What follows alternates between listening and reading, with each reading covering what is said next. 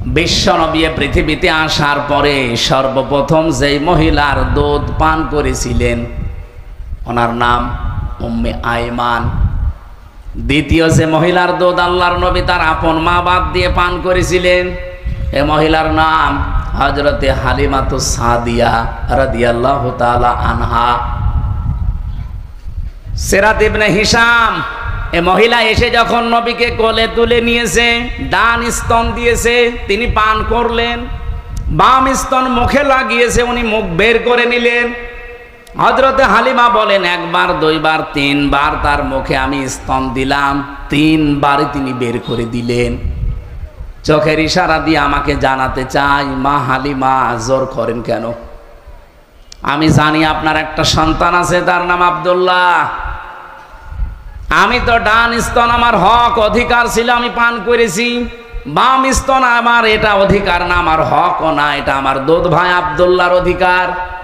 ও মা হালিমা ভালো করে বোঝেন, এ পৃথিবীতে আমি ভাইয়ের হক নষ্ট করার জন্য আসি নাই, এসেছি ভাইয়ের হক ফিরিয়ে দেওয়ার জন্যে।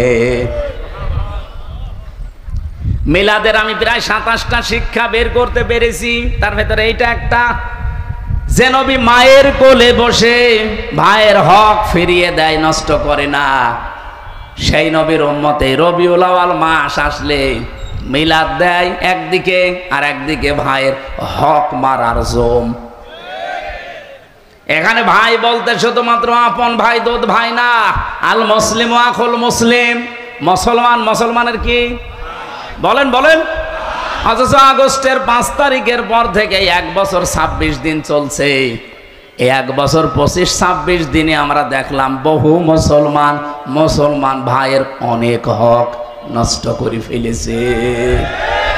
বিশেষ করে খাজানগর কবরহাটে একথা বলছেন, কত মানুষ এই জায়গাতে দেখলাম, হাজার হাজার লক্ষ লক্ষ কোটি টাকা তারা অলরেডি শুধু চাঁদাবাজির মাধ্যমে,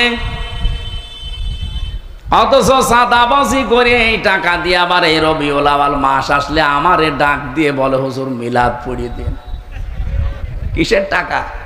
চাঁদাবাজির টাকা। বিশ্বনবী মায়ের কোলে বসে ভাইয়ের হক নষ্ট করে না, আর আপনি এত বড় হয়ে গেছেন রবিউল আউয়াল মাসে মিলাদ দেবেন। কি কি দিয়ে মিলাদ দিচ্ছেন? একটা একটা করে যদি এখন নিচে নামা হয় আমার মনে হয় আমি সবাই ধরা খেয়ে যাব, ও দরকার নেই, অন্তত এদিক ওদিকে ৫ কেটে চলে যায়। এবার আমার প্রশ্ন, এই পৃথিবীতে বিশ্ব নবী আসার পর থেকে আজকের এই দিন পর্যন্ত বহু মানুষ নবীর শুধু মিলাদ জন্ম এইটা মেনেছে, খুশি হয়েছে, বেজার হয়েছে, কিন্তু নবীর আদর্শ যেটা, সিরাত যেটা, তার জীবনী যেটা, শুধু জন্ম বৃত্তান্ত না, তার জীবনী, এই কথাগুলো যখনই তাদেরকে মানতে বলা হয় এ মানুষগুলো শুধু মিলাদ মানতে রাজি, সিরাত মানতে রাজি না। আমি সেই প্রথম থেকে আরম্ভ করছি, নবীর আপন চাচা আমি 11 জনের নাম পেয়েছি, তার ভেতরে 4 জনের বেশি আলোচনা হয় আমাদের। 2 জন চাচা মিলাদও মেনেছে, সিরাতও মেনেছে, এই 2 জনেই জান্নাতি। আর 2 জন চাচা শুধু জন্ম মিলাদ মেনেছে, সিরাত তারা মানে নাই, 2 জনেই জাহান্নামী। একজন আবু তালেব আর একজন আবু লাহাব, এ 2 জনই আপন চাচা। আপনি তাদের পুরা জীবনী পড়ে দেখেন। আমি তো আবু লাহাবের পুরা জীবন পড়েছি, আবু তালেবেরও জীবন পড়েছি। ওরা নবীর মিলাদে জন্মে এত খুশি ছিল, নিজের কাজের মেয়ে সোয়াইবিয়াকে পর্যন্ত আজাদ করে দিয়েছে, মুক্ত করে দিয়েছে, টাকা দিয়ে কিনে নিয়ে আসা মেয়ে, কাজের মেয়ে, দাসীবাদী। এত খুশি হয়েছে নবীর জন্মে যে আমার ভাই আব্দুল্লাহ নেই, আমার ভাইয়ের ঘরে একটা সন্তান এসেছে, এই খুশির সংবাদ দেওয়ার কারণে আমি তোরে মুক্ত করে দিলাম। আবু তালেব এত খুশি ছিল নবীর জন্মে, বিশ্ব নবীর জন্মে সে খুশি শুধু না, নিজের ছেলে আলীকে কোনোদিন কাছে রাখে নাই, মুহাম্মদ রাসূলুল্লাহকে রাতের বেলা কাছে রাখতো। এই দুইজন চাচার জীবনী পড়ে সর্বশেষ যেটা পেয়েছি, যখনই তাদের কাছে নবীজির সিরাত, তার আদর্শের কথা নবীজি তুলে ধরলেন, এই দুইজন লোক তো মানেই নাই। আবু তালিবের জীবনী পড়তে গিয়ে দেখলাম এই লোকটা যখন মারা যায়, নবীজি তার মাথার কাছে গিয়ে বলেছিলেন, ইয়া আম্মি আবি তালিব লা ইলাহা ইল্লাল্লাহ হাজ্জুল লাকা ইনদাল্লাহি ইয়াউমাল কিয়ামা। বুখারী শরীফের হাদিস। চাচা, আপনার জোরে বলা লাগবে না, শুধু আস্তে করে আমার কানের কাছে মুখ নিয়ে আল্লাহর একত্ববাদের স্বীকৃতিটা দেন, রিসালাতের স্বীকৃতি আপনার দেওয়া লাগবে না। শুধু বলেন লা ইলাহা ইল্লাল্লাহ মুহাম্মাদুর রাসূলুল্লাহ বলার দরকার নেই, এটা আমি নিজে জানি। শুধু আপনি আল্লাহরটা দেন। আমি আপনাকে গ্যারান্টি দিচ্ছি, এই মুহূর্তে কিয়ামতের দিন আল্লাহর সামনে আপনার ব্যাপারে আমি ঝগড়া করে জান্নাতে নিয়ে যাব। পাশে দাঁড়িয়েছিল আবু জেহেল, আবু সুফিয়ান। ডাক দিয়ে বলে, নেতা পড়বা, সারা জীবন বাপ দাদার ধর্ম মানলে এখন নতুন ধর্ম অনুসরণ করে কলঙ্কিত হবা। মানুষ তোমাকে কাপুরুষ বলবে, ভীরু বলবে, সারা পৃথিবীতে একটা বদনাম হয়ে যাবে তোমার। ও আর পড়ে না। ডাক দিয়ে বলে, মোহাম্মদ ভাতিজা আমার, তোমাকে আমি ভালোবাসি। তোমার সেই জন্মের দিন থেকে আজকের এ পর্যন্ত আমি তোমার পেছনে আছি, কিন্তু তোমার এই আদর্শটা আমি মানতে পারলাম না। তোমার নিয়ে আসা এই আদর্শ মেনে নিলে আমি মারা যাব। এখন মানুষ আমার বদনাম বের করবে, তুমি আমারে মাফ করে দিও। বলেন তো, মাফ করার মালিক কি নবীজি না আল্লাহ? সঙ্গে সঙ্গে কোরআন আয়াত নাযিল হয়েছে, ইন্নাকা লা তাহদি মান আহবাবতা ওয়ালাকিন্নাল্লাহা ইয়াহদি মান ইয়াশা। হে নবী, আপনি যাকে ভালোবাসেন তাকে হেদায়েত দিতে পারেন না, বরং আমি আল্লাহ যাকে চাই তাকে হেদায়েত দান করি। আর আপনার চাইতে আমি অনেক বেশি ভালো জানি। আলামু ইসমে তাফসিল, এটা সুপারলেটিভ ডিগ্রি। আপনার চাইতে আমি অনেক বেশি ভালো জানি যে হেদায়েতটা পাবে কে। এই লোকটা আপনার মিলাদে খুশি ছিল, আপনার জন্মে খুশি ছিল, সারাটা জীবন আপনাকে বাড়িতে রেখে খাওয়িয়েছে, লালন পালন করেছে, কোলে নিয়েছে, কাকে নিয়েছে, পিঠে নিয়েছে, মাথায় নিয়েছে। কিন্তু আপনি আদর্শের কথা বলতে গেলে এই লোকটার মানে নাই। এই জন্য আমি আল্লাহ তাকে মাফও করি নাই। এরপরও হাদিসের শেষ অংশে আছে, নবীজি নিজে আবু তালিবের কবরের পাশে দাঁড়িয়ে বলেছিলেন, আল্লাহ আমার চাচা আবু তালিবকে মাফ করে দেন। সঙ্গে সঙ্গে জিবরাইল এসে বলে, হে নবী হাত নামান। কার জন্য হাত তুলেছেন? এই লোকটা আপনার চাচা, আমি জানি। আল্লাহ পাক আমাকে পাঠিয়েছে, লোকটা আপনার চাচা, আল্লাহ ভালো করে জানে। কিন্তু লোকটা তো মুশরিক। কি বলেন বলেন?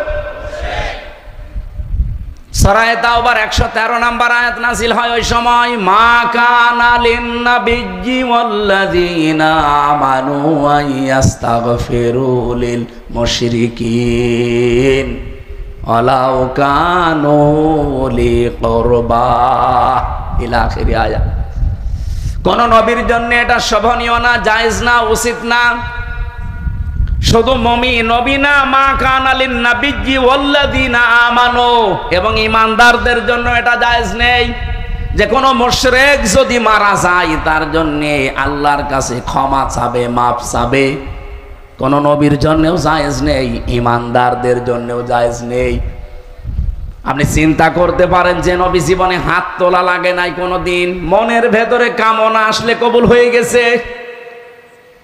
এখান থেকে শুধু আঙ্গুল তুলেছিলেন, আকাশের চাঁদ পর্যন্ত খণ্ড হয়ে গেছে।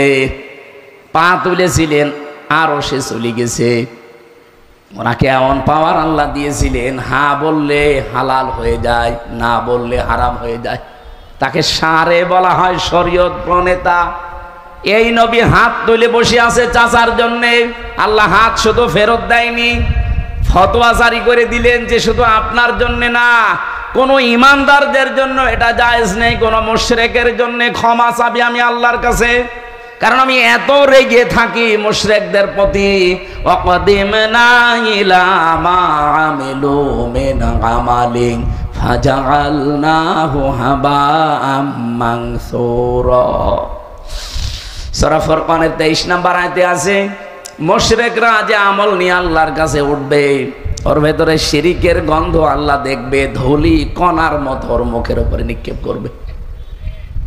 প্রশ্ন আসতে পারে, মুশরিকদের প্রতি এত রাগ কেন আল্লাহর? এই এদিকে তাকান, এই ছেলে, এই বসেন বসেন, একটু একটু একটু পরে যাবেন। খুব বেশি সমস্যা হলে যান, নাই তো একেবারে আপনি পরিবেশ নষ্ট করেন না ভাই। এই এদিকে তাকান ভাই। মুশরিকদের প্রতি আল্লাহর এত বেশি রাগ হওয়ার কারণ কি? কোরআন শরীফ পড়তে গিয়ে যত গুনার কথা পেয়েছি, সব গুনাহ আল্লাহ মাফ করে দিলেও দিতে পারে, শিরিকের গুনাহ আল্লাহ মাফ করে না, এ কথা নেই? এত কঠিন কেন? ও জগতি জেচুয়াবাসী, এই মুহূর্তে যদি রাত 11টা বাজে, এখন বাড়িতে যেয়ে দেখেন আপনার স্ত্রীর কাছে পাশের বাড়ির একজন শুয়ে আছে, কিছু করেনি, শুধু শুয়ে আছে, আপনার ভালো লাগবে? শুধু ভালো লাগবে তা না, খারাপ লাগবে তা না, হাতের কাছে যা আছে আমার মনে হয় 2 ভাগ করে ফেলবেন। আপনি কি করেন স্ত্রীর জন্য এমন? 22 বছর 25 বছর একটা মেয়েকে বিয়ে করে তাকে আপনি শুধু ভরণ পোষণ দিয়েছেন, এই তার জীবন দেননি, তাকে সুস্থ থাকার জন্য যা লাগে আপনি তাও দেননি, এগুলো সব দেয় কে?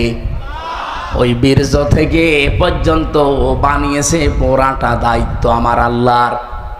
আপনি তো 22 বছরে 25 বছরে বানানোটা পেয়েছেন, আপনি 22 বছরের পরে পেয়েই যদি আপনার এত অধিকার হয় স্ত্রীর উপরে কিছু জিনিস দেওয়ার মাধ্যমে, সেই বীর্য থেকে শুরু করে আমির হামজা পর্যন্ত যিনি বানিয়েছে, আমার বাবা মা শুধু বিছানায় ছিল এতটুকুই শেষ, বাকি আমার উপরে পরিপূর্ণ দায়িত্ব কার? সে আল্লাহ যদি দেখে যে তার সাথে তার বান্দা অন্য কাউকে দাঁড় করিয়েছে, আল্লাহর কসম ওই স্বামীর মতো আল্লাহ রেগে থাকে। আপনাকে 2 ভাগ করেন আপনার কপাল। এবার আসেন, শিরিক যত প্রকার হচ্ছে পৃথিবীতে, আল্লাহ এত রেগে থাকেন মুশরিকদের উপরে যে নবীকে বললেন দোয়া করা জায়েজ নেই, ওয়ালাউ কানু উলি কুরবা, যদিও নিকট আত্মীয় হয়। ইমানদারদেরকেও আল্লাহ ঘোষণা দিয়েছেন আল্লাযীনা আমানু, ইমানদারের জন্য জায়েজ নেই। অথচ আমরা বাংলাদেশে দেখি টাটকা মুশরিক মরে যায়। আরে মাওলানা তারেকুর রহমান, আমির হামজা এদেরকে নিয়ে 10টা গরু জবাই করে আমরা জান্নাতে দিয়ে দেই, মনে হচ্ছে কন্ট্রাক্টরই নিয়েছি। জান্নাত তো আমাদের বানানো নাকি? এগুলো সব ধোঁকাবাজি, প্রতারণা ছাড়া কিচ্ছু না। আপনি শিরিক থেকে আগে বাঁচেন। এবার বলেন আমি তো এরকম শিরিক করি না, কে বলেছে আপনাকে? আমরা পদে পদে শিরিকে আছি, এর 1টা 2টা করে কয়েকটা প্রমাণ আমি পেয়েছি। 1 নম্বরে আপনি বুঝবেন আপনি শিরিক করছেন প্রকাশ্যে অথবা গোপনে, ওই সময় কাবুর আলাল মুশরিকিনা মা তাদউহুম ইলাইহি। হে নবী, আপনি জমিনে দিন কায়েমের কথা বলছেন, মত পার্থক্য করতে আপনি নিষেধ করছেন এ বিষয়ে, কিন্তু আপনার এই ঘোষণা শোনার পরে সবচাইতে বেশি খারাপ লাগবে, কষ্ট লাগবে, মন খারাপ হবে তাদের যারা মুশরিক। সুতরাং বাংলাদেশে আমরা যারা দিন কায়েমের কথা বলি, আল্লাহর এই জমিন বানিয়েছেন তিনি, হুকুমও চলবে তার, এই কথা বললে রাজনীতির মনে করে বিভিন্ন রকমের দোষ আমাদের উপরে চাপিয়ে যারা আসতে চান না, আপনি বিশ্বাস করতে পারেন আপনার দ্বারা কোনো শিরিক হচ্ছে, আপনি অলরেডি মুশরিক হয়ে গেছেন। তাছাড়া তো আপনার কাছে খারাপ লাগার কথা না। এদেশে এখন প্রায় 18 কোটি মানুষ, 7 কোটি 20 লাখের একটা টার্গেট আমি পেয়েছি একটা জরিপে। এই 7 কোটি 20 লক্ষ মানুষ এখন বলছে আমরা এই দেশে রাষ্ট্রীয়ভাবে ইসলাম দিন কায়েম এটা চাই। এই মানুষগুলো আমার মনে হয় এরা প্রকাশ্যে গোপনে শিরিক থেকে অলরেডি মুক্ত। বাকি যারা আছেন, আপনার কাছে যদি দিন কায়েমের কথা বললে, আল্লাহর বিধানের কথাগুলো বললে আপনার মন খারাপ হয়, কষ্ট লাগে, আপনার রাগ হয়, বুঝবেন আপনি যে কোনো ভাবে শিরিকের সাথে জড়িত। কোরআনের সূরা সূরার 13 নম্বর আয়াতের মাঝের অংশে এটা নিয়ে দেখেন আপনি আসলে শিরিক করছেন কিনা। দ্বিতীয় নম্বরে, যারা শিরিক করেন প্রকাশ্য গোপনে, এই মানুষগুলো ভয় পায় না। এই পৃথিবীতে যেহেতু আল্লাহর বানানো জমিনটা হুকুম চলবে তার এক ঘোষণা তিনি দিয়েছেন, আলা লাহুল খালকু ওয়াল আমরু। এই জমিন যার, বিধান চলবে তার। কথা বলেন না কেন? জমিন যেহেতু সবাই আমরা স্বীকার করি এই দেশে যে এই জমিন বানিয়েছে আল্লাহ, এমনকি আবু জেহেলও এটা বিশ্বাস করতো, এটা আমি বানালাম। ওয়ালা ইন সাআলতাহুম মান খালাকাস সামাওয়াতি ওয়াল আরদা লা ইয়াকুলুন্নাল্লাহ। হে নবী, আপনি আবু জেহেলকেও যদি জিজ্ঞাসা করেন যে আকাশ আর জমিন কে বানিয়েছে, ও গ্যারান্টি দিয়ে বলবে লা ইয়াকুলুন্নাল্লাহ, লামে তাকিদ নুনে সাকিলা, ও গ্যারান্টি দিয়ে বলবে আল্লাহ বানিয়েছে। তাহলে আবু জেহেল কি ইমানদার ছিল? বলেন বলেন। তাহলে আবু জেহেলের মতো ইমান আমাদের মনে করেন আছে। কিন্তু দ্বিতীয় নম্বরটা সমস্যা, ও নিজে আইন বানিয়ে আল্লাহর আইনের পাশাপাশি লাগিয়ে দিত।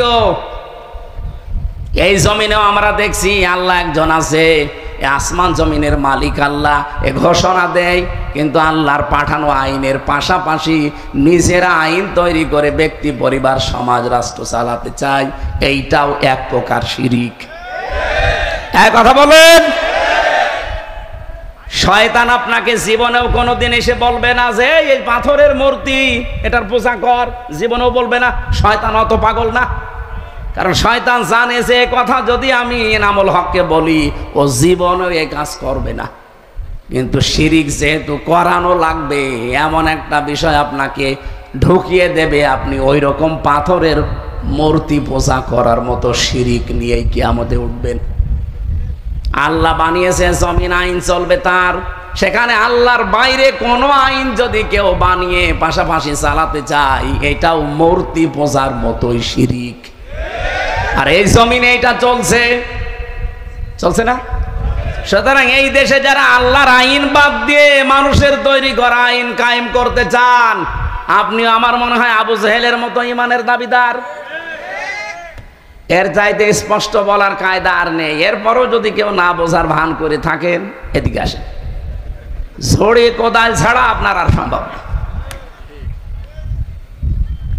এবার আমার প্রশ্ন ছিল কি, দুইজন নবী, দুইজন চাচা শুধুমাত্র জন্ম মানত, নবীজির মিলাদ মানত।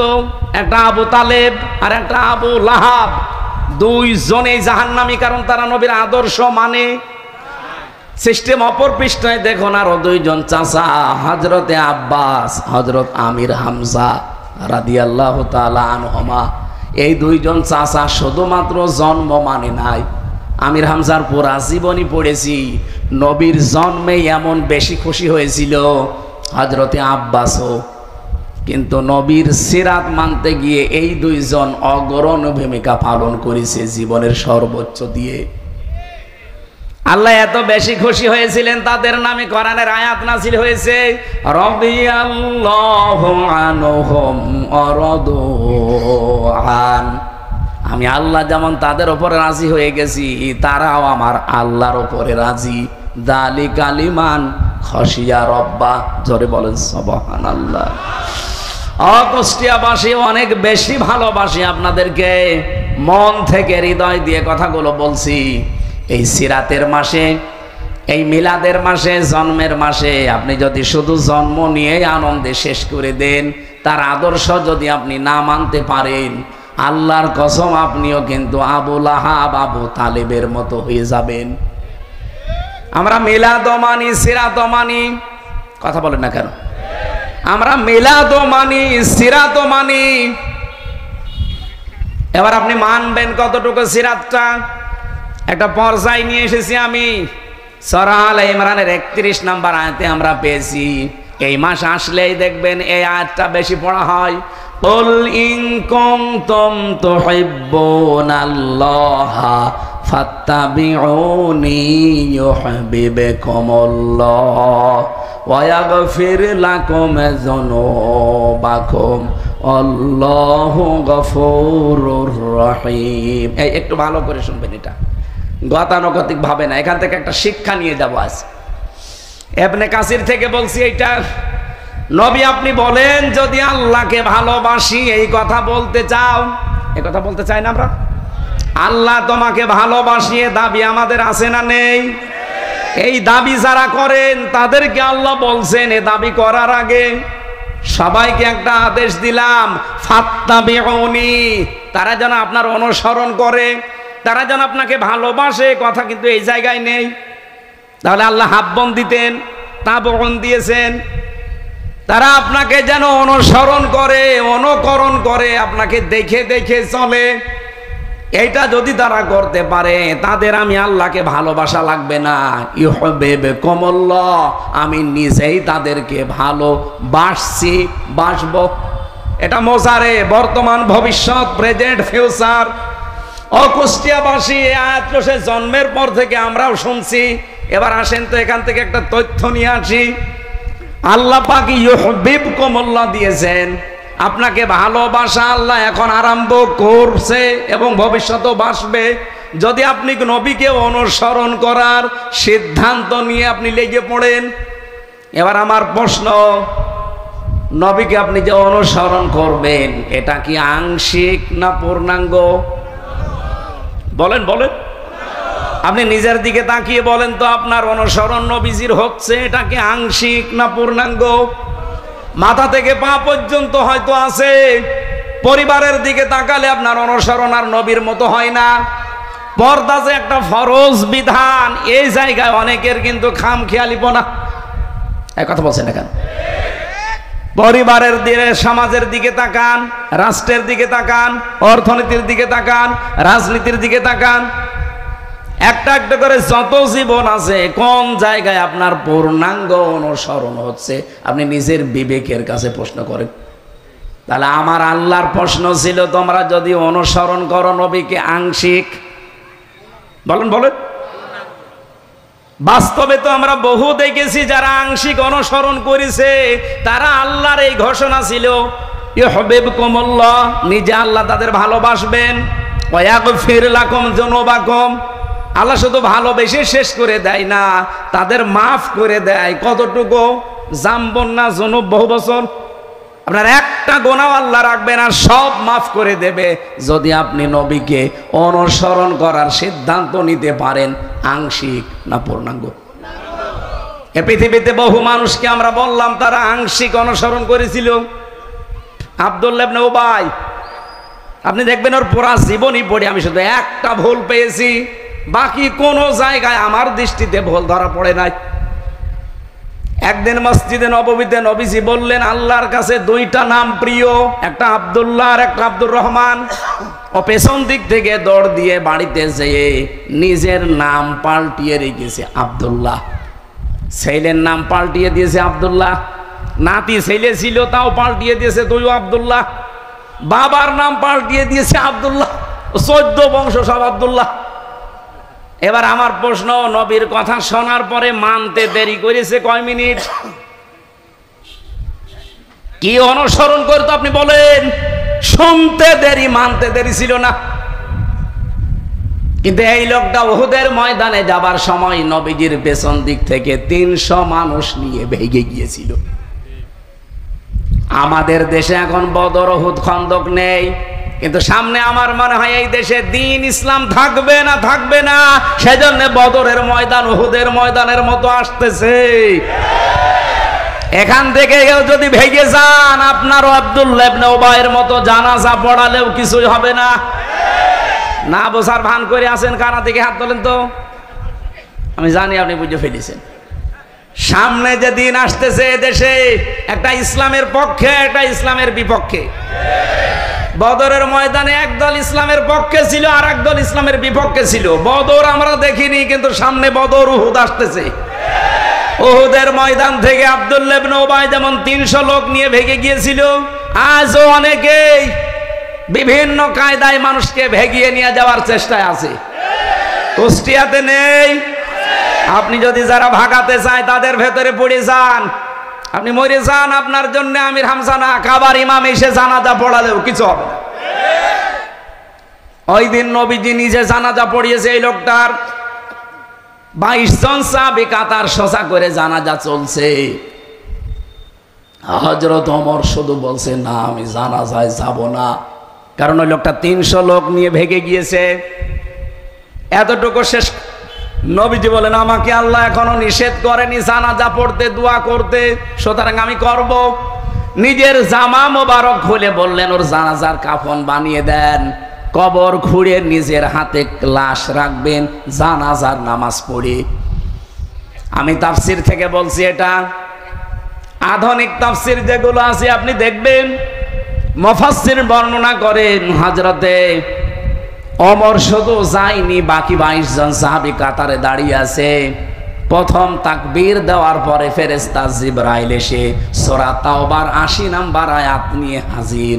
ইস্তাগফির লাহুম আও লা তাস্তাগফির লাহুম ইন তাস্তাগফির লাহুম 70 মাররাতান। এ পর্যন্ত শেষ আয়াত, কিন্তু এখনো শেষ হয়নি। আমি আলেমদেরকে বলছি একটু ভালো করে মিলান তো। জিবরাইল এসে এ পর্যন্ত বলার পরে দাঁড়িয়ে গেছে, আর কথা বলে না। হে নবী, আপনি এই লোকটার জন্য ক্ষমা চান আর না চান, জানাজার নামাজ পড়ান আর না পড়ান, এর জন্য আল্লাহর কাছে মাফ চান আর না চান সমান হবে। এমনকি যদি 70 বারও ক্ষমা চান। এ পর্যন্ত বলার পরে নবীজি বলেন আমার মনের ভেতরে একটা আশঙ্কা এসেছিল, আকাঙ্ক্ষা এসেছিল যে 70 মাররাতান আছে, যে 70 বার ক্ষমা চাইলে আল্লাহ মাফ করবে না। আমি এই লোকটার জন্য 71 বার ক্ষমা চাবো। আল্লাহ তার 71 বারের কথা দেয়নি, 70 বারের কথা যখন দিয়েছে আমি 71 বার ক্ষমা চাবো, তাহলে তো মাফ হবে। সঙ্গে সঙ্গে জিবরাইল এ কথা মনে মনে বলতে দেরি, ফেরেশতা জিবরাইলকে আল্লাহ বলেন যে পরের অংশটুকু শুনিয়ে দেন, ফালাইয়াগফিরাল্লাহু লাহুম। আমার প্রশ্ন এখানে একটা আলেমদের কাছে, আল্লাহ পাক শুধুমাত্র যদি ফালাইয়াগফিরাল্লাহ পর্যন্ত দিতেন, আল্লাহর কসম আমি নিজে জীবনও ভয় পেতাম না। আমার ভয়ের কারণ হচ্ছে শেষে এই হোমটা, এটা বহু বচন, এটা জমির। এদিকে তাকান, আল্লাহ যদি ফালাইয়াগফিরাল্লাহ পর্যন্ত দিতেন তাহলে আয়াতটা শুধুমাত্র আব্দুল্লাহ ইবনে উবাইয়ের জন্য ছিল, কিন্তু যখনই হোম দিয়েছেন তখন হামজা ওর ভেতরে আছে, এ তারিকুর রহমানও আছে। আল্লাহ পাক বলেন ইয়াগফির, এটা মজারে বর্তমান ভবিষ্যৎ প্রেজেন্ট ফিউচার। এর আগে লান, মজারের আগে লান আসলে বাংলা অর্থ হয় জীবনেও হবে না। হে নবী, শুধু এর জন্য না, এরকম চরিত্রের মানুষ কিয়ামত পর্যন্ত যারা আসবে তাদের জন্য আপনিও যদি 70 বার না 70,000 বারও ক্ষমা চান, আমি আল্লাহ তাদেরকে মাফ করছি না, করবো না। আব্দুল্লাহ ইবনে উবাইয়ের অনুসরণ আংশিক ছিল না পূর্ণাঙ্গ? আংশিক। পুরা জীবনে শুধু একটা জায়গায় আমি ঝামেলা পেয়েছি, উহুদের ময়দানে 300 মানুষ নিয়ে ভেগে গিয়েছিল। ওর রাজনৈতিক জীবনে বিশ্ব নবী ওর আদর্শ ছিল না, বাকি জীবনে ছিল। রাজনৈতিক জীবনে ওর নেতা ছিল আবু জেহেল। আপনি এবারে আয়াতটা বাংলাদেশের সাথে মিলান তো। এদেশে যে 192 জন আমরা মুসলমান, আমার মনে হয় শুধু ওই মুসলমানই দেওয়া আছে, এই মুসলমানই। আয়াত নাজিল হওয়ার তো সিস্টেম এখন নেই। যদি হইতো কত মানুষ যে আমরা আব্দুল্লাহ ইবনে উবাইয়ের কাতারে চলে যেতাম, কথা বলেন না কেন? সুতরাং আমাদের অনুসরণ করা লাগবে কি আংশিক না পূর্ণাঙ্গ? আর আমরা সেই পূর্ণাঙ্গ অনুসরণের কথাই বলি। আপনি যেমন নামাজে নবীজিকে মানেন, আপনি যেমন রোজাতে নবীজির হুকুম, আল্লাহর হুকুম নবীজির কায়দায় মানেন, ঠিক ওই কায়দায় আপনার পরিবারে মানা লাগবে, সমাজে মানা লাগবে, রাষ্ট্রে মানা লাগবে। আর এই কথা বলতে গেলে এই বিভিন্ন রকমের ট্যাগ আমার নামের ওপরে দিয়ে দেন। আমি আপনাকে বাঁচাতে চাচ্ছি, কারণ দুনিয়ার এই ছোট্ট জীবনটা যদি শান্ত না হয়, নিরাপদ না হয়, আল্লাহর কসম মরণের পরে বিশাল জীবন আপনি নিরাপত্তা পাবেন না। কাবা শরীফ তাওয়াফ করার সময় দেখছিলাম, আপনি হজে গেছেন? এখনো যায়নি। রুকনি ইয়ামিনি থেকে হজরে আসওয়াদ যে পাথরটা, এই জায়গাটা যখন পার হওয়া লাগে, লক্ষ লক্ষ হাজী সাহেবেরা সবাই এই দোয়াটা পড়ছে, রব্বানা আতিনা ফিদ দুনিয়া হাসানা ওয়া ফিল আখিরাতি হাসানা। হে আল্লাহ, দুনিয়ায় শান্তি দাও, স্বস্তি দাও, নিরাপত্তা দাও, এরপরে আখিরাতেও শান্তি, স্বস্তি, নিরাপত্তা দিও। বলেন তো, আগে দুনিয়া না আগে আখিরাত? বলেন বলেন। এই 56,000 বর্গ মাইল এখনো পর্যন্ত আমরা নিরাপত্তা দিতে পারি নাই, আমরা সেইটা দিতে চাই। এবার এমন একটা দেশ আমরা আল্লাহর নবীর অনুসরণের মাধ্যমে কোরআন দিয়ে বানাতে চাই। 56,000 বর্গ মাইলে মালয়েশিয়া বাংলাদেশের থেকে 7 ডবল বড়। 1200 কিলোমিটার 1800 কিলোমিটার আমি রান করেছি এক একদিন। পাহাড়ি এলাকা, জঙ্গলের ভেতর দিয়ে যাচ্ছি আমি আর ড্রাইভার আর ওই হোসাইন, কেউ নেই সাথে।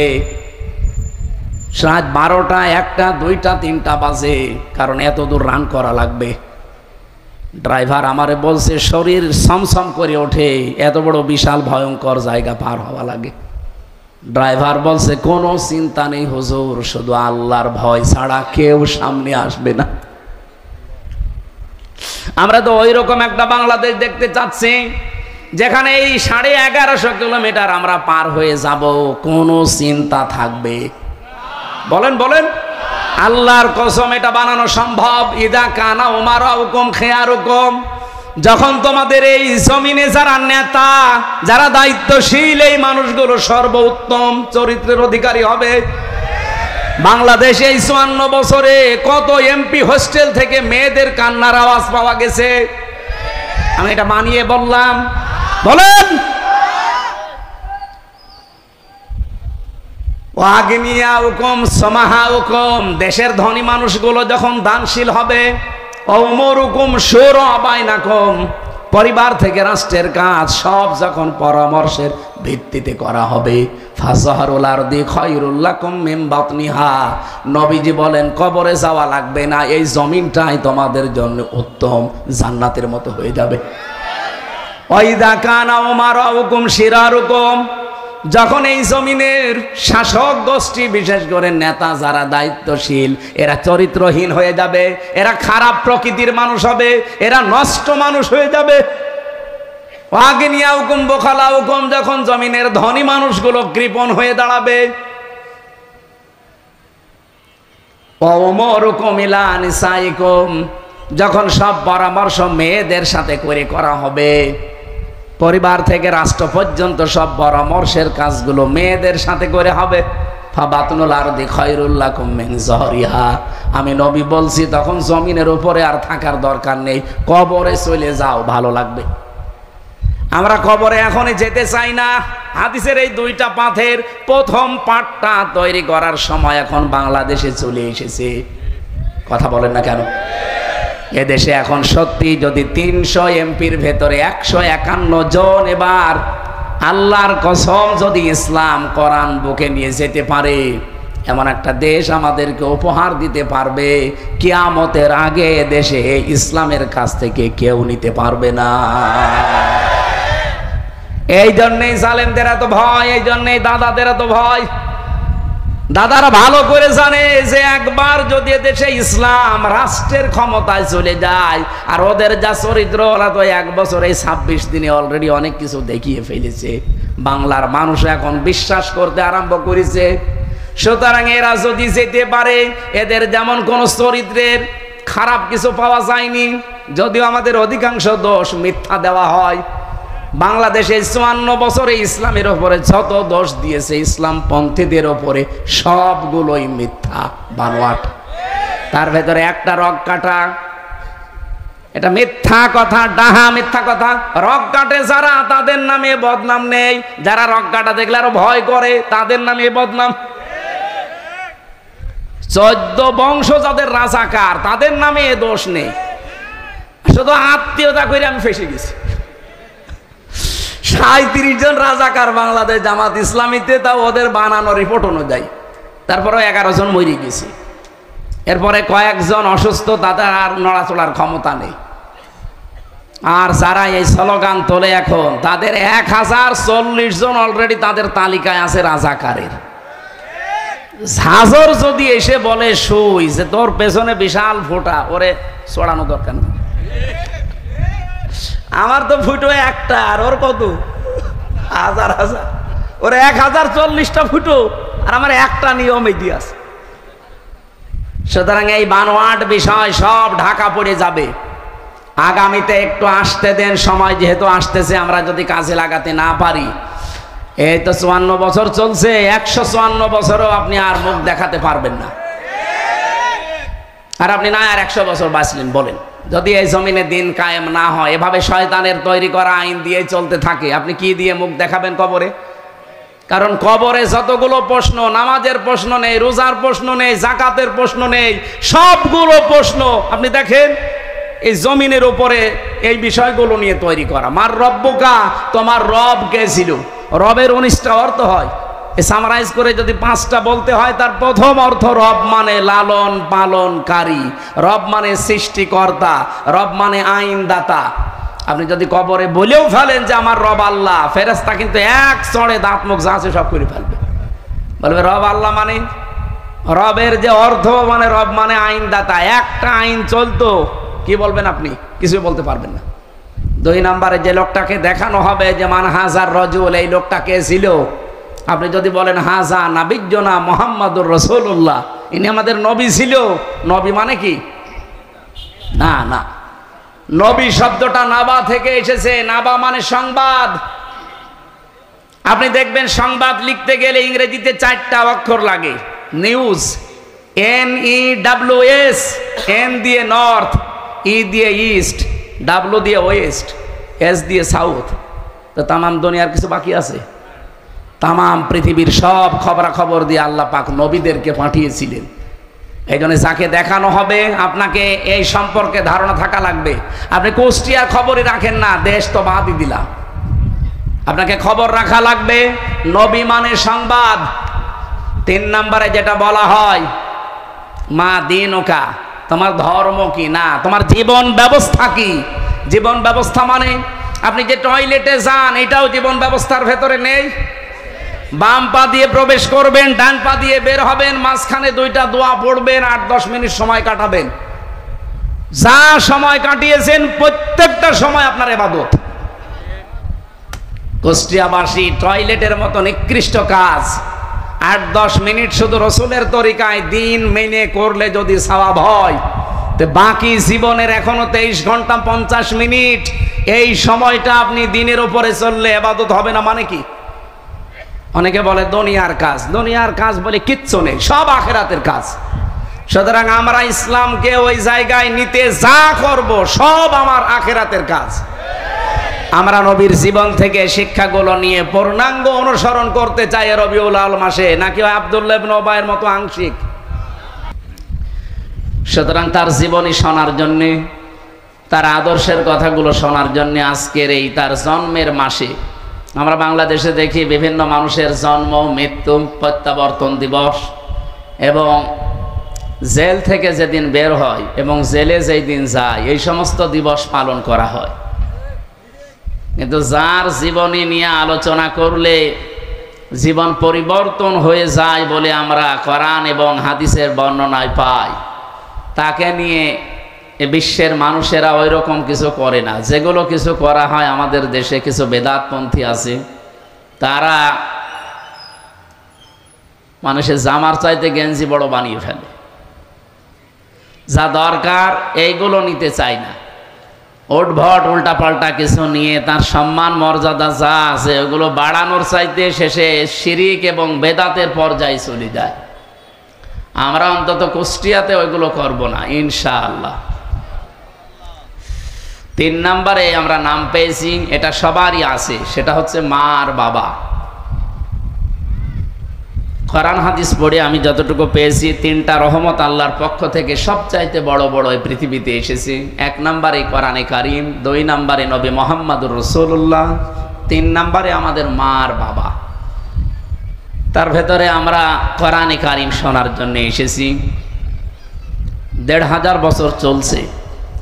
পৃথিবী প্রমাণ অলরেডি করে দিয়েছে যে কোরআনের ভেতরে সন্দেহ তো নেই, সন্দেহের লেশ পর্যন্ত নেই। K1 সুপার কম্পিউটার, আপনারা যারা শিক্ষিত মানুষ, যারা নাড়াচাড়া করেন এগুলো জানেন। আমেরিকার নিউ ইয়র্ক সিটিতে একবার 4500 ধর্মীয় গ্রন্থ এক জায়গায় করেছিল। একটা একটা করে কম্পিউটারের ভেতরে দেয় পৃষ্ঠাগুলো, ভেতর থেকে লেখা আসে যে এগুলো সঠিক কিনা। আমি আজকে আসার সময় এই তথ্যটা পেলাম। ভালো করে একটু খেয়াল করে দেখেন তো, যা শুনতে আসলেন কত অথেন্টিক এই কিতাবটা। ওখানে প্রত্যেকটি ধর্মীয় গ্রন্থের ব্যাপারে কথা এসেছে যে এর ভেতরে এই জায়গায় সমস্যা আছে, পৃষ্ঠার নাম ধরে ধরে। কোরআনে কারিম 1, 2, 3 করে 6666 বলেন আর 6236 বলেন। এই আয়াতগুলো যখন একটা একটা করে দিয়েছে, সর্বশেষ লেখা উঠেছে যে এর ভেতরে কোনো ভুল নেই এবং এই রকম কিতাব পৃথিবীতে মানানো সম্ভব। এখন যারা এতদিন পর্যন্ত পৃথিবীতে শুনেছে যে কোরআনের মতো কোরআন নাকি বানানো সম্ভব না, তারা কিন্তু এবার আশা জেগেছে। না, এতদিন শুনলাম কি মুসলমানদের কাছে, আর এখন দেখছি কি এটা তো বানানো সম্ভব, কিন্তু সময় লাগবে কতদিন? 63,000 অক্টেলিয়ন বছর লাগবে। আপনি বোঝেন এই শব্দ কি বললাম? আমরা যারা এখানে গণিত অঙ্ক যাই বলে এ বিষয়ে যে সমস্ত মানুষ লেখাপড়া করে, হিসাব নিকাশে জিজ্ঞাসা করে যে অক্টেলিয়ন কাকে বলে। প্রথমে হয় এ বিষয়টা আমরা দেখেছি একক হয়, এরপরে দশক হয়, এরপরে শতক, সহস্র, অযুত, লক্ষ, নিযুত, কোটি, million, billion, trillion, zillion, pillion, এরপরে অক্টেলিয়ন। আপনি হিসাব করে দেখেন তো, এত বছর যদি আপনি বাঁচেন, পুরাটা জীবন এর পেছনে দেওয়া লাগবে, তারপরে এরকম একটা কিতাব আপনি বানাতে পারবেন। এখন যদি মনে করেন না পুরাটা জীবন আমি দিলাম, এরপরে আমার ছেলে দেবে, এরপরে আমার নাতি ছেলে দেবে, এইভাবে না, হবে না। কম্পিউটারে এটাই লেখা এসেছে যে আপনার জীবনে এরকম হায়াত পাওয়া লাগবে এবং পুরাটা জীবন যদি এর পেছনে ব্যয় করতে পারেন আপনি বানাতে পারবেন। আদম নবী থেকে শুরু করে আজকের দিন পর্যন্ত 63,000 অক্টেলিয়ন বছর কারো জীবনের হায়াত আছে? কিয়ামত পর্যন্ত কেউ পাবে এরকম হায়াত? দিন যত যাচ্ছে হায়াত আরো কমতেছে। আগে আদম নবী বেঁচে ছিল 1000 বছর, তার সন্তানেরা বেঁচে ছিল এরকম 700 বছর, 500 বছর, আর আমরা মাত্র 60-70 বছর। তারপরও এখন গ্যারান্টি নেই। গ্যারান্টি আছে আমাদের?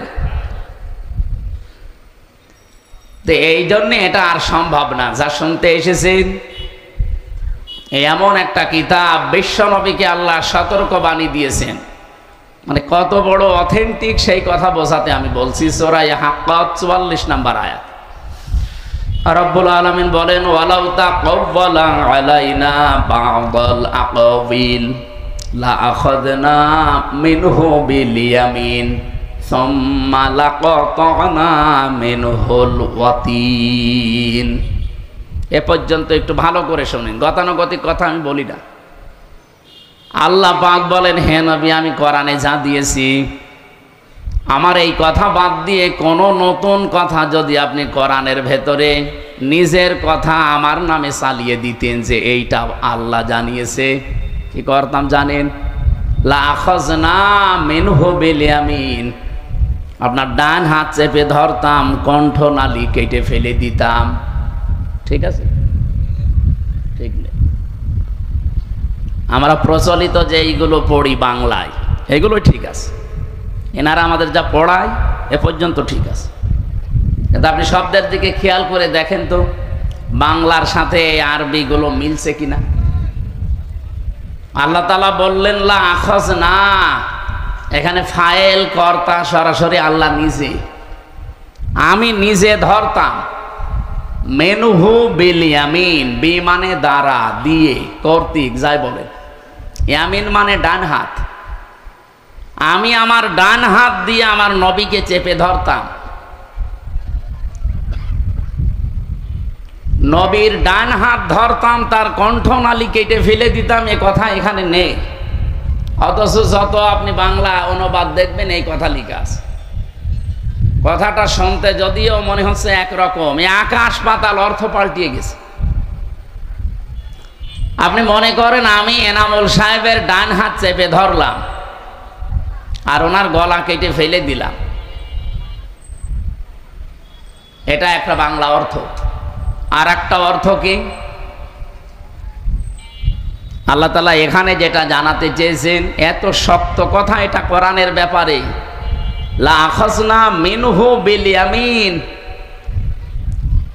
আমি নিজে নবীর ডান হাত না, আমার ডান হাত দিয়ে, আল্লাহ তাআলা বলেন আমার ডান হাত দিয়ে আমি নবীকে চেপে ধরতাম। আমার প্রশ্ন, নবীকে আল্লাহ চেপে ধরার কথা বললেন, ডান হাতের কথা দিলেন, মিনহু বিশ শিমাল দিলেন না কেন, যে আমি বাম হাত দিয়ে ধরতাম? আল্লাহর কি বাম হাতের শক্তি নেই? আপনাদের যা আওয়াজ মনে হচ্ছে উনি দুর্বল হয়ে গেছে। আল্লাহর বাম হাতে শক্তি আছে না? কেমন শক্তি আছে? আমরা ডান হাত বাম হাত বললে যেটা বুঝি সচরাচর, আমাদের জ্ঞান যা আছে চর্ম চোখ দিয়ে আমরা যেটা দেখি, যে আমাদের ডান হাতে অন্তত তুলনামূলক শক্তি বেশি বাম হাতের চাইতে। কথা বলেন কিনা বলে? আমরা যে উদাহরণ দিলে বুঝি ভালো, আপনি দেখবেন কোরআনে আল্লাহ ওই রকম উদাহরণই দিয়েছেন। আমাদের জীবন সম্পর্কে আল্লাহ উদাহরণ দিতে গিয়ে সময়ের উদাহরণ দিয়েছেন, কারণ আমাদের জীবনটার সমষ্টি সময়। সময় না থাকলে হামজা আছে, আরো জোরে বলেন। এখান থেকে 100 বছর পরে এই জায়গায় আমরা এখানে আর কেউ থাকবো না, নতুন মানুষ এসে এই জায়গাটা চাষ করবে। আর আমরা যারা আছি 100 বছরের ভেতরে সব মাটির নিচে ভরাট হয়ে যাব। 100 বছর পরে যদি আমি এখানে এসে বলি যে কুষ্টিয়ার 6 রাস্তার মোড়ে এই বাড়ি আমার, ওই সময় যারা ওখানে বসবাস করবে ও বাড়ি আমারে ঢুকতে দেবে? আমি যদি বলি আমার বাবার নাম রিয়াজউদ্দিন, আমার দাদার নাম জাহান আলী, এই বাড়ি তারা বানিয়েছিল, আমি এখানে ছিলাম অন্তত 50-60 বছর, ওরা আমারে বলবে কিসের রিয়াজউদ্দিন, কিসের জাহান আলী? আমার নাম শুনলে তো বলবে আপনারই চিনি না। এজন্য আমার জীবনের সবচাইতে গুরুত্বপূর্ণ যে সম্পদ, তার নাম কি বলেন তো? আরো জোরে বলেন। কোরআনে দেখবেন জীবন সংক্রান্ত যত বিষয় আছে, সময়ের সমষ্টি, এরকম কিছু উদাহরণ আল্লাহ সেট করেছেন। আল্লাহ রাব্বুল আলামিন বলেন ওয়ালা আসরি, সময়ের কসম। কিসের কসম দিলেন? কারণ আমরা বুঝি ভালো যে সময় থাকলে হামজা আছে, সময় নেই হামজা নেই। আমরা যেহেতু সচরাচর দেখি এই পৃথিবীতে আমাদের ডান হাতের শক্তি বেশি, বাম হাতের শক্তি একটু তুলনামূলক কম। আমরা যেটা দিয়ে বুঝবো ভালো, আল্লাহ সেই উদাহরণ দিয়েছেন। মেনহু বিশিমালও দিতে পারতেন, তাও অর্থ পারফেক্ট হইতো। তারপরও আল্লাহ মেনহু বিল ইয়ামিন দিয়ে এত শক্ত ভাষায় জানালেন যে আমি আমার নিজের ডান হাত দিয়ে আমার নবীকে চেপে ধরতাম। আর আমরা যেহেতু ডান হাত দিয়ে কোনো কিছু ধরলে শক্ত করেই ধরি নাকি? আল্লাহ এইটাই বোঝাতে চেয়েছেন যে কোরআন কত অথেন্টিক। আমি আমার ডান হাত দিয়ে আমার নবীকে চেপে ধরতাম মজবুত শক্তভাবে। এতটুকু শেষ করলাম না, সুম্মা লাকাতানা মিনহুল ওয়াতিন, এমনকি তার কণ্ঠনালীও কেটে ফেলে দিতাম যেন আর কথাই বলতে না পারে। কোরআনের ভেতরে আমি আল্লাহ ছাড়া আর কারো কথা নেই। এমনকি ফামা মিনকুম মিন আহাদিন আনহু হাজিজিন, এ বিষয়ে আমাকে নিষেধ করা কোন শক্তি পৃথিবীতে আসমানে কারো নেই। এত বড় কঠিন কথা বলার পরেও দেখি আমাদের এই দেশে বহু মানুষ কোরআনের ব্যাপারে নিজের মতামত তুলে ধরে কথা বলে। এর আগে একজন বলছিল নাকি যে লাকুম দীনুকুম ওয়ালিয়া দীন, রাহুল বুখারী। একটা কথা হইল, কথা হচ্ছে কোরআনের, আপনি বুখারী শরীফ বলে চালিয়ে দিচ্ছে। নবীজি যদি কোরআনের ভেতরে কোনো কথা চালিয়ে দেয়, তাই তার ডান হাত না তাকে চেপে ধরে ডান হাত দিয়ে তার কণ্ঠনালী কেটে ফেলার কথা। এত বড় কঠিন হুঁশিয়ারি, আর সেই জায়গায় বুখারী শরীফের হাদিস আপনি কোরআন বলে চালিয়ে দিচ্ছেন, কোরআনের আয়াত বুখারী শরীফ বলে চালাচ্ছে। আমার মনে হয় যদি ওহী নাজিল হওয়ার সিস্টেম থাকতো, ওই মহিলার সব কাটা পড়ে যেত, যে যেই বলে সেই কথা, যে লাকুম দীনুকুম ওয়ালিয়া দীন, রাহুল বুখারী। আমরা কোরআনের ব্যাপারে যে কথাগুলো এখন থেকে তাহলে শুনব, কোনো সন্দেহ নেই এর ভেতরে একটা শব্দ আজ পর্যন্ত ওলট পালট হয়নি, কিয়ামত পর্যন্ত হবেও না। এইরকম একটা কিতাব শোনার জন্য আমরা বসে আছি, যে কিতাবের একটা অক্ষর শুনলে পড়লে 10টা নেকি হয়। কয়টা? আরো জোরে বলেন। ইন্নাল্লাযী লাইসা ফি জাওফিহি শাইউম মিনাল কোরআনি কাল বাইতিল খরিব, যে মানুষের অন্তরের ভেতরে কোরআন নেই, কোরআনের আলো নেই, জ্ঞান নেই, ওটা মানুষের অন্তরই না, ওটা উজাড় গৃহ, শয়তানের ঘর। আপনি চিন্তা করতে পারেন নবীজিও কত শক্ত কথা বললেন। আজ 54 বছরে যারা বাংলাদেশে দায়িত্ব পালন করেছে, আপনি দেখেন অধিকাংশগুলোর ভেতরে কোরআনের আলো, জ্ঞান, নূর ছিল না। এই জন্য আমাদের কপাল ওইভাবে উঠতে পারেনি। মা আনজালনা আলাইকাল কোরআন লিতাশকা, হে নবী কোরআন আপনাকে আমি এই জন্য দেইনি যে আপনি মার খাবেন, না খেয়ে থাকবেন, আপনি হতাশায় থাকবেন, না, কোরআন আমি দিয়েছি এ পৃথিবীতে আপনি উপরে উঠবেন। আর 54 বছরে আমরা এখনো ওই জায়গায় যেতে পারি না। 21 বছরে মালয়েশিয়া যেখানে চলে গেছে, আমি পুরা এলাকা ঘুরেছি মালয়েশিয়া, বাংলাদেশের চাইতে প্রায় 7 ডবল বড় দেশটা, বিশাল দেশ। 2003 সালেও তারা এইভাবে দাঁড়াতে পারে না, আমাদের মতো ছিল। অথচ এই যে 21-22 বছরে তারা দেশটাকে আজ বিশ্বের বুকে যদি 20টা দেশ উন্নত থাকে, মালয়েশিয়া একটা। সিঙ্গাপুর এ তো আরো খারাপ ছিল পর্যায়ে, তাদের চারিদিকে শুধু সাগর বেষ্টিত। সিঙ্গাপুরের যে ভূমিটা সর্বোচ্চ 42 কিলো, আমাদের কুষ্টিয়া জেলার অর্ধেক, এতটুকু একটা জায়গা। আমার মনে হয় এদিকে বিশ্ববিদ্যালয় থেকে শুরু করে খুব বেশি হলেও খোকসা পর্যন্ত, এই যে এতটুকু একটা দেশ, তামাম পৃথিবীতে যদি 10টা দেশ আপনাকে গণনা করা লাগে উন্নত, তাহলে সিঙ্গাপুর ধরা লাগবে। আপনি টের পাচ্ছেন তারা মাছ ধরে খেত, এই যে জেলে বলে না বাংলায়, মাছ ধরে খায়, এদের কি বলে? জেলে। ওরা ওই ছিল। পুরা মালয়েশিয়ার যত ময়লা সব ভাগাড় হিসাবে তারা ব্যবহার করতো এলাকাকে। এই যে মাছ এবং গরু, ছাগল, মহিষ এগুলো জবাই করে করে রক্ত, এই ময়লাগুলো সব এখানে ফেলা, এই জায়গা ছিল সিঙ্গাপুর। তো তারা আজ সততার কারণে, তাদের তো আর ইমান নেই, 100 জনের 95 জন তারা অমুসলিম, মাত্র 5 জন মুসলমান সেখানে। কিন্তু দাঁড়িয়ে যাওয়ার পেছনে আমি কারণ দেখেছি শুধু তাদের সততা, এবং তারা মানুষকে ধোঁকা দেয় না। আমরা এই দেশে এই 2টা জিনিস যদি এস্টাবলিশ করতে পারি, যে এই দেশে আমরা যারা আসবো সামনে সততা নিয়ে আসতে চাই, আর সততা তৈরি হয় পৃথিবীতে উৎকৃষ্ট মানের সততা এই কোরআনের জ্ঞানের দ্বারা। কিসের দ্বারা বলেন তো? বাংলাদেশে বিশেষ করে আমি তো এ দেশের প্রায় থানায় 630টা থানায় আমি গেছি, আমি দেখেছি একটা জিনিস ঝামেলা আছে এই দেশে, এদেশে আর ভারতে। আমরা এই রবিউল আউয়াল মাস আসলে নবীর মহাব্বতে এমন অবস্থা তৈরি হয়ে যায় আমাদের, বিশেষ করে চট্টগ্রাম আর সিলেটের মানুষের। এরা আয়াত পড়ে বেশিরভাগ সূরা মায়েদার এই 9 নম্বর আয়াতটা, 15 নম্বর আয়াতটার শেষের অংশটা বেশি পড়া হয়। কদ জাকুম মিনাল্লাহি নূরুন ওয়া কিতাবুম মুবিন, অবশ্যই আল্লাহর পক্ষ থেকে তোমাদের কাছে এসেছে স্পষ্ট নূর, কিতাব। এখানে তারা ব্যাখ্যা করতে গিয়ে আমি দেখেছি বিশেষ করে চট্টগ্রাম আর সিলেটের মানুষেরা তারা বলতে চায় এখানে নূর মানে মুহাম্মদুর রাসূলুল্লাহ আর কিতাব মানে কোরআন শরীফ। অথচ যারা তাফসীর পড়ে গভীরভাবে বোঝে, এর পরের যে আয়াত আপনি দেখেন, কোন আয়াতের তাফসীর করতে হলে উসুলে তাফসীরের মূল নীতি যে 15টা, তার ভেতর একটা এইটা আছে যে আগের আয়াত পরের আয়াতের সাথে কি সম্পর্ক আছে এটা আপনাকে জানা লাগবে, না তো আন্দাজে এক আয়াত থেকে তাফসীর করতে গেলে আপনি ভুল করে ফেলবেন। এটা মূল নীতির ভেতরে পড়ে। এর পরের আয়াত আগের আয়াতের দিকে একটু খেয়াল করলে এটা কিন্তু সমাধান হয়ে যায়। বাংলাদেশে যেটা নিয়ে আমরা আজ অনেকে কাফের পর্যন্ত ফতোয়া দিতে দ্বিধাবোধ করি না। যারা নবীকে নূরের তৈরি মনে করে না তারা নাকি কাফের, এই কথা অনেকে বলে না।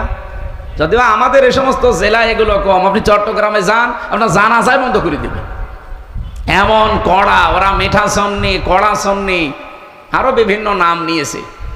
তা আমি এই শব্দটা পড়তে গিয়ে দেখলাম আল্লাহ রাব্বুল আলামিন এখানে ক্বাদ জাআকুম মিনাল্লাহি নূরুন ওয়া কিতাবুম মুবিন এই শব্দ বলার পরেই এরপরে এইগুলো যে সব এক জিনিস তার প্রমাণ দিয়েছেন পরের আয়াতে। আলেমদেরকে বলছি বাড়িতে একটু মিলাবেন, শব্দটা দেখবেন। এখানে আছে অবশ্যই আল্লাহর পক্ষ থেকে এসেছে নূর, স্পষ্ট কিতাব। এখানে নূর ওজা স্পষ্ট কিতাবতা, এর প্রমাণ আল্লাহ পরের শব্দে দিয়েছেন ইয়াহদি বিহিল্লাহ, তিনি হেদায়েত দান করেন এইটার দ্বারা। এই যে বিহি, এটা এক বছর না বহু বছর? বহু বছর, এক বছর। তা আগের দুইটা জিনিস যদি দুইটা হবে তাহলে আল্লাহ এখানে বিহি মা দিতে পারতো না? আপনারা আরো বাড়ি যেয়ে মিলাবেন। আমার তো ছোট মাথা, বড় বড় মাথা আছে সাইফুদ্দিন হুজুরের মতো যাদের। ইয়াহদি বিহিল্লাহ, আমি এইটার দ্বারা হেদায়েত করি। যেহেতু আল্লাহ এক বছর দিয়েছেন, সুতরাং কোরআন ওজা নূরতা, স্পষ্ট কিতাব ওজা নূরতা। দ্বিতীয় প্রমাণ হচ্ছে ফি জিলালিল কোরআন। এখানে কিতাবের অনেকগুলো নাম দেওয়া আছে। কোন জায়গায় আমি পেয়েছি কোরআনের নাম 55টা, কোন জায়গায় পেয়েছি 45টা, কোন জায়গায় 25টা, কোন জায়গায় 4টা। আমি যে 4টার বিষয়ে বলছিলাম তার ভেতরে একটা নাম আছে কোরআনের, আন-নূর। কোরআনের নাম কি বলেন বলেন? তাহলে এই আয়াত দ্বারা আল্লাহ যেটা বোঝাতে চাচ্ছেন নবী নূরের তৈরি, এ কথা বলে আপনি নবীর সম্মান বাড়াচ্ছেন না। আর তারে নূরের তৈরি বললেই কি মাটির তৈরি বললে সমস্যা আছে? এইটা যেহেতু আমাদের সিলেবাসের অন্তর্ভুক্ত না, মরণের পরে বিষয়ে গুরুত্বপূর্ণ কোনো প্রশ্ন নেই, সুতরাং এইটা নিয়ে কেওয়াজ করে সময় নষ্ট করার কোনো দরকার নেই।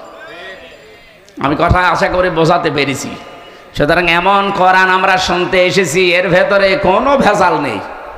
সুতরাং যে আল্লাহ আমাদেরকে আজকে নিয়ে আসলেন এখানে, আমরা খুশি। কারণ এক একটি অক্ষর শুনলে বুঝলে আপনার ইমানের মান এবং ইখলাস অনুযায়ী কমপক্ষে তো 10টা নেকি পাবেনই, সর্বোচ্চ 700 পর্যন্ত নেকি পাবেন ইনশাআল্লাহ।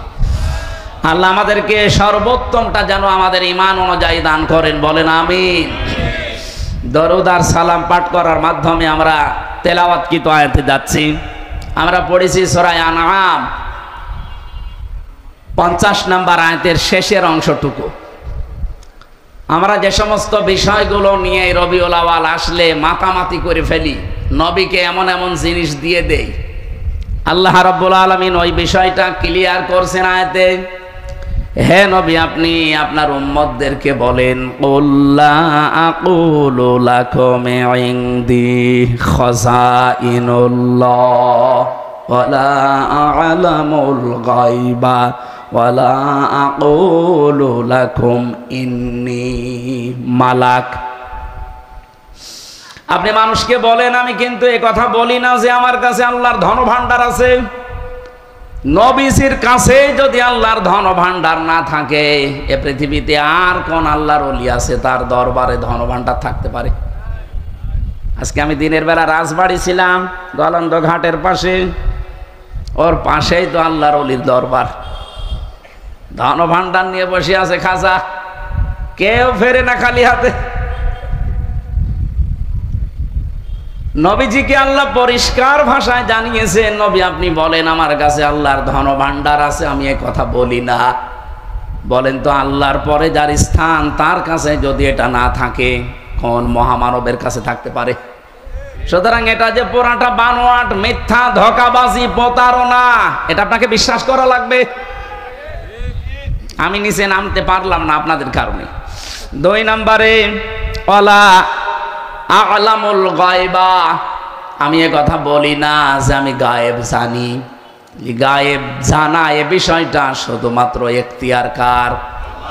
আল্লাহ যতটুকু জানিয়েছে অতটুকু ছাড়া অদৃশ্যের খবর কেউ জানে না।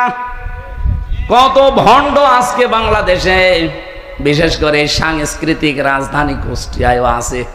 ওরা কত কিছু দেখে বলে দেয় যে এই আছে। কুষ্টিয়ার স্টেশনে যান, কোর্ট স্টেশনে আল্লাহর ওলি বসে আছে, হাত দেখেই বলে ফেলে যে আপনার 3 বউ হবে। আমি বিশ্ববিদ্যালয়ে প্রথমে যখন এসেছিলাম, ওই সময় তো কুষ্টিয়ায় আমি নতুন, আমি ছোটবেলা থেকে চুয়াডাঙ্গা, বরিশাল এই সমস্ত জেলায়। 10 সালে আমার কুষ্টিয়ায় প্রবেশ করা। ওই সময় একজন স্টেশনে বসতো, হাত দেখে মানুষের ভাগ্য বলে দিত। আমি ওই সময় একবার দেখিয়েছিলাম, আমি তো ছাত্র, আমার এই যে মাঝখানে 3টা দাগ দেখে বলছে আপনার 3 বউ হবে। এই যে ইনার নাতি আমার ঘরে। যাক, ওই সময় তারও 1 বছর পরে আমার বিয়ে হয়েছে। তো সেই একটাই তো আছে, আমার তো এখনো এই ভাগ্যের রেখার সাথে মেলে না। মেলবে কিনা আমি জানি না, মেলার দরকার নেই। সুতরাং এই হাত দেখে যারা উল্টাপাল্টা কথা এগুলো বলে, ওদের ভাগ্যের পরিবর্তন ওরা করে নিতে পারে না। বিশ্বাস করেন এগুলো সব ধোঁকা। এই যে পাথর দিয়ে যারা ব্যবসা করে, লিটন দেওয়ান চিশতি ঢাকার পান্ত পথে প্রায় 5 লাখ টাকা ভাড়া ওই ঘরটা, আর ও পাথরের ব্যবসা করে ওই দোকান ভাড়া দেয়, রাজার হালে চলে। এত দলিল দেওয়ার পরেও দেশের মানুষ এখনো পর্যন্ত সচেতন হয় না। আমি এই যে 8-9 দিন আগে এসেছি কাবা শরীফ থেকে। কাবায় যে পাথরটা, এটা জান্নাতের পাথর, কিন্তু এই পাথরের কোনো ক্ষমতা নেই। যারা বলে যে এখানে চমা দিলে গোনা সব শুষে নেয়, আমি অথেন্টিক হাদিস পাইনি। যারা পেয়েছেন একটু দেখাবেন তো। না পেয়েছেন আপনি? গোনা শুষে নেয় এরকম কথা তো আমি পেলাম না। কোথায় পেয়েছে আল্লাহ জানে।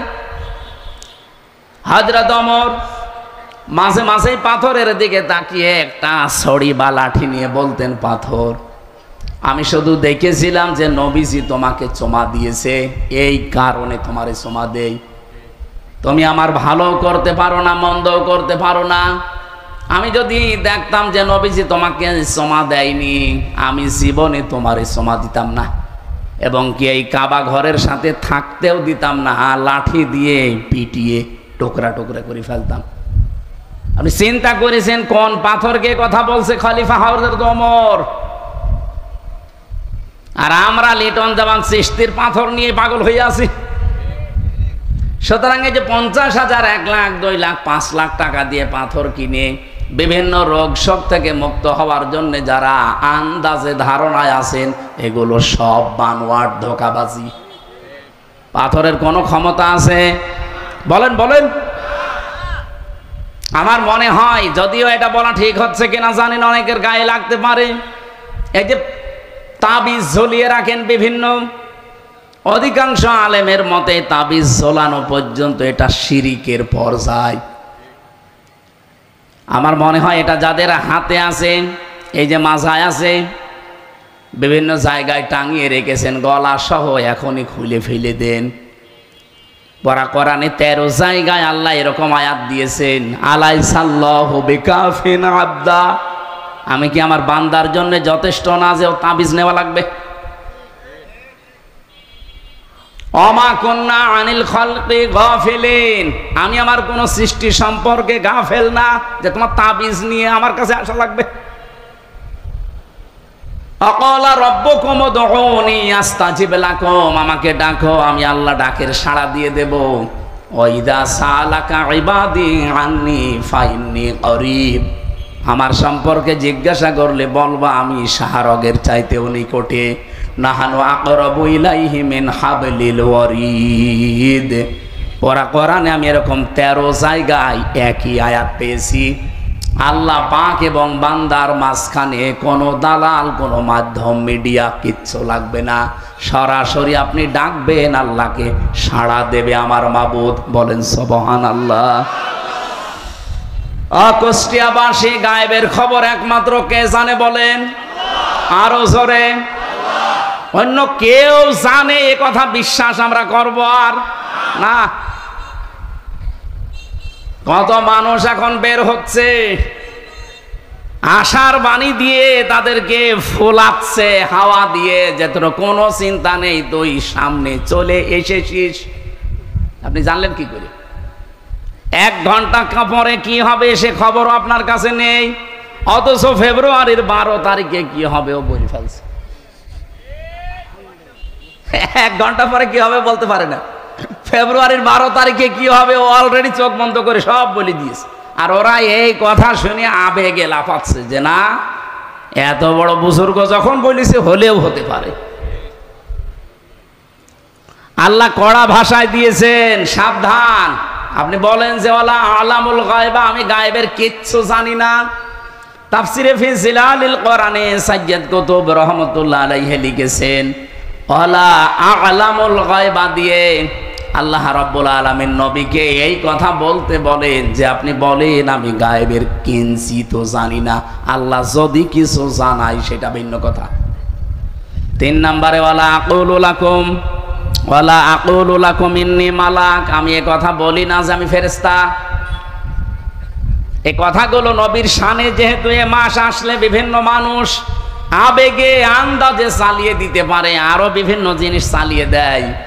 আল্লাহ পাক এগুলো আমাদেরকে জানিয়ে এই কথায় প্রমাণ করতে চেয়েছেন, নবী আপনি বলেন হ্যাঁ আমি তোমাদেরকে কি শোনাই তোমরা জানো, ইন আত্তাবিউ ইল্লা মা ইউহা ইলাইয়া, আমি শুধুমাত্র অনুসরণ করি যতটুকু আল্লাহ আমাকে ওহী করে জানায় অতটুকু। কুল হাল ইস্তাউল আ'মা ওয়াল বাসীর, বলেন যারা চক্ষুষ্মান এবং যারা অন্ধ, যারা ভালো এবং মন্দ পথে আছে তারা কি দুইজনের সমান? আফালা তাতাফাক্কারুন, এরপরেও কি তোমরা চিন্তা ভাবনা করবা না? এতটুকু বাংলা অর্থ ছিল। এবার আসেন তো এই যে বলেন রাত অনেক হয়ে গেছে, 11:30 বাজে, এখন তাহাজ্জুদের নামাজের সময় সামনে আসতেছে, এরপরে ফজরের নামাজ। সম্মানিত মা বোন যারা এসেছিলেন, আপনাদের সম্পর্কে আলাদা হয়তো যারা 2 জন আলোচক ছিল কিছু বলেছে, আমি বলতে পারছি না, এত রাত পর্যন্ত কথা বলা ঠিক না। আবার কালকে সকাল থেকে আমাদের অনুষ্ঠানগুলো শুরু। নামের আগে মুফতি শব্দ মাওলানা শব্দ বাদ দিলে নাকি শিরিক হয়, বিষয়টা বলবেন মেহেরবানি করে। কি বলে? নামের আগে মুফতি শব্দ মাওলানা শব্দ দিলে শিরিক হয় কেন? মুফতি শব্দের শাব্দিক অর্থ হচ্ছে ফতোয়া দানকারী। 2 নম্বরে মাওলানা শব্দের শাব্দিক অর্থ হচ্ছে আমাদের অভিভাবক বা আমাদের পথ প্রদর্শক। আমাদের দেশে এই শব্দটা ব্যবহার করা হয় সম্মানসূচক শব্দ হিসাবে। যারা শরীয়তের বিধানের বিষয়গুলো জানাশোনার মাধ্যমে মানুষকে জানাতে পারে তাদের নামে আমরা এই দেশে একটা সার্টিফিকেট বানিয়েছে যে কামেল পাস করলে, দাওরা পাস করলে মাওলানা দেওয়া হয়।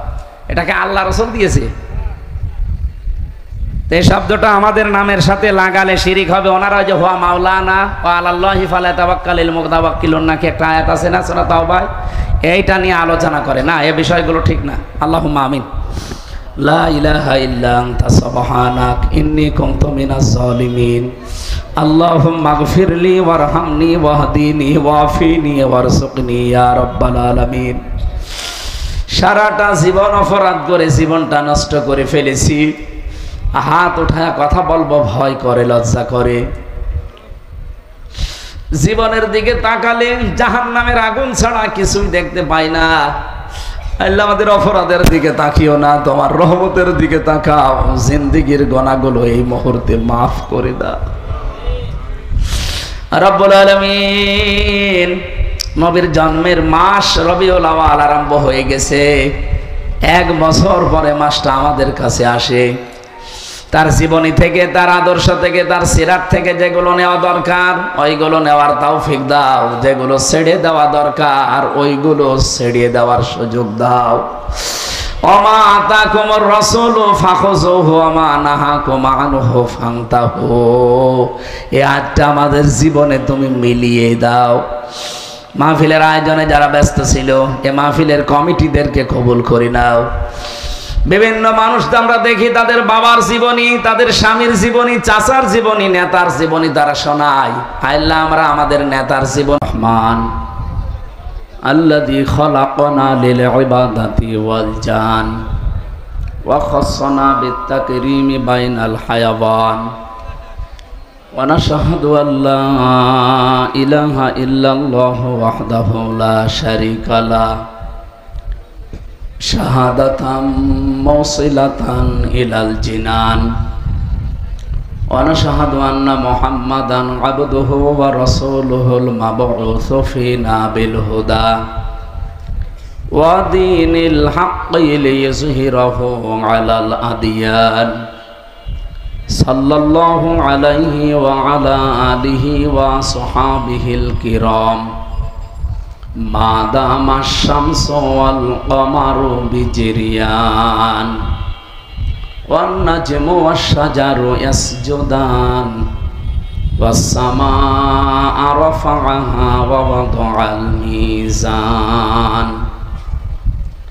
فأعوذ بالله من الشيطان الرجيم بسم الله الرحمن الرحيم إن أتبع إلا ما يوحى إلي قل هل يستوي الأعمى والبصير أفلا تتفكرون صدقت يا ربنا عن أبي هريرة رضي الله تعالى عنه قال قال النبي صلى الله عليه وسلم إذا كان أمراؤكم خياركم وأغنياؤكم سمحاؤكم وأموركم شورى بينكم فظهر الأرض خير لكم من بطنها وإذا كان أمراؤكم شراركم وأغنياؤكم بخلاؤكم وأموركم إلى نسائكم فبطن الأرض خير لكم من ظهرها إلى آخر الحديث رواه ابن ماجه وما زادهم إلا إيمانا وتسليما اللهم صل على محمد وآله وصحبه وبارك وسلم আমি যে দরুদ শরীফ পড়ছিলাম আপনারা পড়েছেন তো বালাগাল উলা বিকামালিহি কাশাফাদ জাবি জামালিহি হাসনাত জামিউ খিসালিহি সাল্লু আলাইহি ওয়া আলিহি এ তো একটা ঝামেলা পড়ে গেলাম মানে মানুষ হয়ে যাচ্ছে ছোট এটা হয়ে যাচ্ছে বড় আর কি দেব এখানে তার দেওয়ার মতো কিছু নেই নাকি এটাও দিয়ে দেব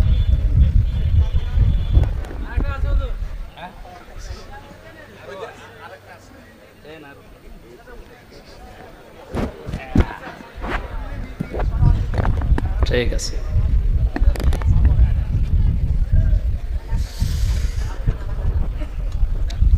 আলহামদুলিল্লাহ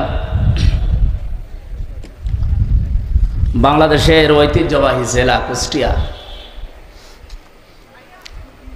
সিরাত উদযাপন কমিটি জগতি কুষ্টিয়ার উদ্যোগে পবিত্র অনুষ্ঠানের সম্মানিত সভাপতি বিশিষ্ট ইসলামী চিন্তাবিদ শিক্ষাবিদ বাংলাদেশ জামাতি ইসলামী কুষ্টিয়া জেলা শাখার শ্রদ্ধাভাজন জেলা আমির অধ্যাপক মাওলানা আবুল হাশিম দামাত বারকাতুহুমুল আলিয়া